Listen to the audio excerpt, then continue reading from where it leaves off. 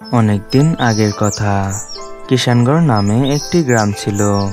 সেখানে শুভ তার মা বাবার সাথে খুব সুখে শান্তিতে বসবাস করত। শুভ সৎ এবং ভালো স্বভাবের ছেলে ছিল। শুভর আর কোনো ভাই বোন না থাকাতে তার বাবা তাকে অনেক আদর করত। এমনই একদিন সকালে, বাবা, ঘরে বসে থাকতে থাকতে আর ভালো লাগে না, চলো না আমরা কয়েকদিন কোথা থেকে ঘুরে আসি। না শুভ, এখন না, আর কয়েকটা দিন পরে যাব। বাবার অফিসে অনেক কাজ পড়ে আছে, সেগুলো সেরে তারপর আমরা সবাই মিলে ঘুরতে যাব। না বাবা, আমার ঘরে বসে থাকতে একটু ভালো লাগে না, চলো না কালকে আমরা ঘুরতে যাই। আরে বাবা, আচ্ছা ঠিক আছে, আমরা তাহলে কালকে ঘুরতে যাব। বাবা ছেলে মিলে ঘুরতে যাবে বলে আলোচনা করছিল। এভাবে সেদিন কেটে যায়। পরদিন যখন সকাল হলো, তখন তারা ঘুরতে যাবে বলে গাড়িতে করে যাচ্ছিল। তখন হঠাৎ একটি গাড়ির সাথে ধাক্কা লেগে অ্যাক্সিডেন্ট হয়ে তার বাবা মা দুজনেই মারা যায়। শুভর বাবা মা দুজনেই মারা যাওয়াতে সে একেবারে একা হয়ে যায়। শুভ তার বাবা মায়ের কথা মনে করে খুব কান্না করতে থাকে। বাবা মা, তোমরা দুজন আমাকে একা করে দিয়ে গেলে, এখন আমি কার সাথে থাকবো? কাকে বাবা বলবো আর কাকে মা বলবো? এখন আমাকে কে দেখাশোনা করবে? মা বাবা, আমার একা একা আর ভালো লাগে না, তোমরা ফিরে আসো। এসব বলে শুভ খুব কান্না করতে থাকে। তখন সেখানে শুভর বড় চাচা তাদের বাড়িতে চলে আসে। এসে শুভকে বলে, শুভ, তোমার বাবা মায়ের মৃত্যুর কথা শুনে খুব খারাপ লাগলো। আমি তোমাকে আমার সাথে নিয়ে যেতে এসেছি। তুমি একা কার সাথে থাকবে? চলো, তুমি এখন থেকে আমাদের বাড়িতেই থাকবে।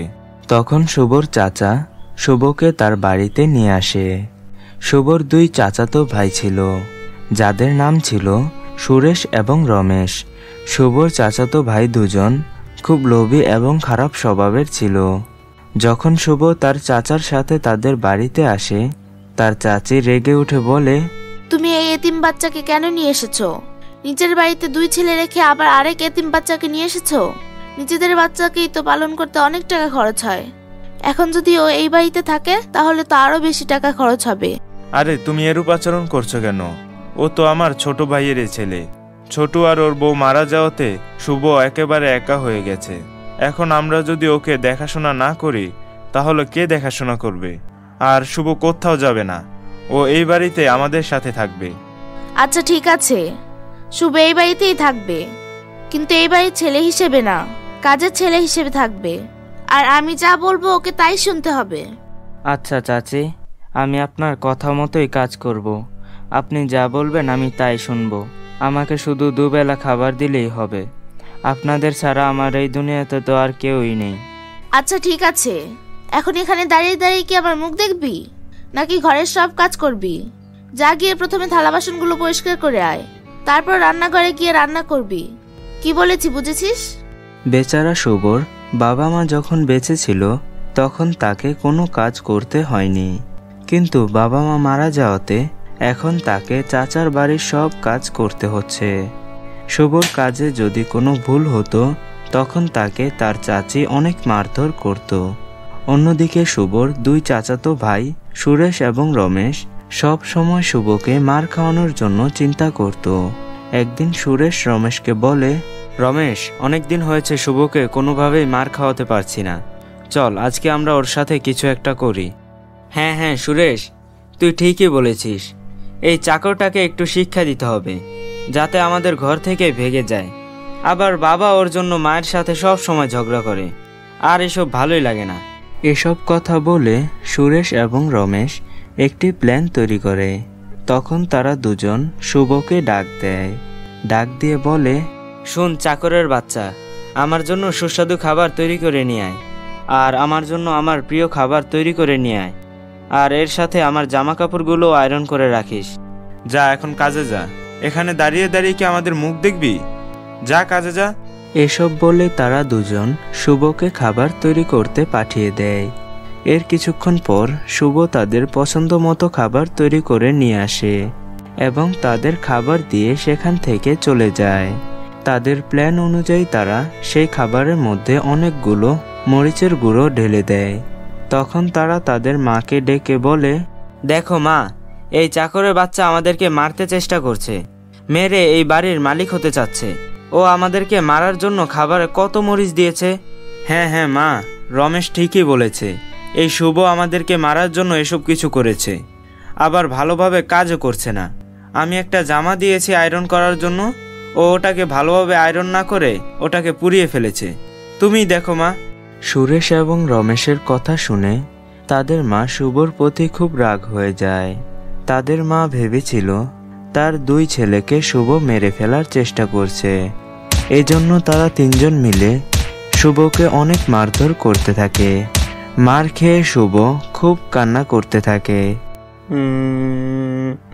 বাবা মা, তোমরা আমাকে ছেড়ে চলে গেলে, তোমরা আমাকে তোমাদের সাথে নিয়ে যেতে।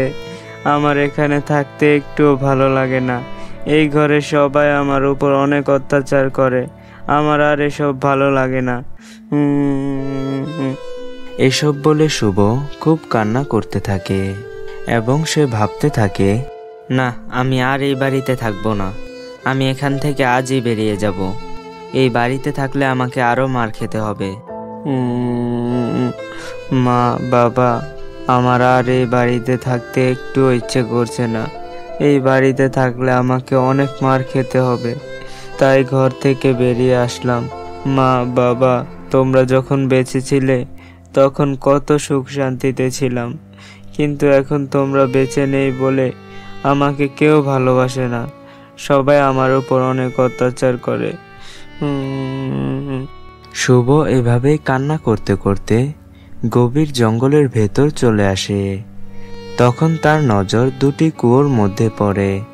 একটি কুয়োর মধ্যে রয়েছে অনেক ধন সম্পত্তি ও সোনা রূপা, আর আরেকটি কুয়োর পাশে একটি অসহায় মেয়ে বসে সাহায্য চাচ্ছে, কারণ তার একটি পা ছিল না। এই যে ছেলে, একটু এদিকে এসো, আমাকে একটু সাহায্য করবে? আমার একটি পা নেই, আমাকে একটু সাহায্য করো না। হ্যাঁ হ্যাঁ, বলুন, আপনাকে আমি কিভাবে সাহায্য করতে পারি? বেশি কিছু করতে হবে না, আমার একটা পা নেই তো, তাই কুয়ো থেকে পানি তুলতে পারি না। তুমি কি আমাকে একটু পানি তুলে দিবে? হ্যাঁ হ্যাঁ, আমি এক্ষুনি দিচ্ছি, আপনি একটু অপেক্ষা করুন। তখন শুভ এসব বলে কুয়ো থেকে পানি তুলে এনে সেই মেয়েটিকে দেয়। তখন সাথে সাথে সেই মেয়েটি একটি পরীতে পরিণত হয়। তখন পরীটি শুভকে বলে, শুভ, তুমি অনেক ভালো ছেলে।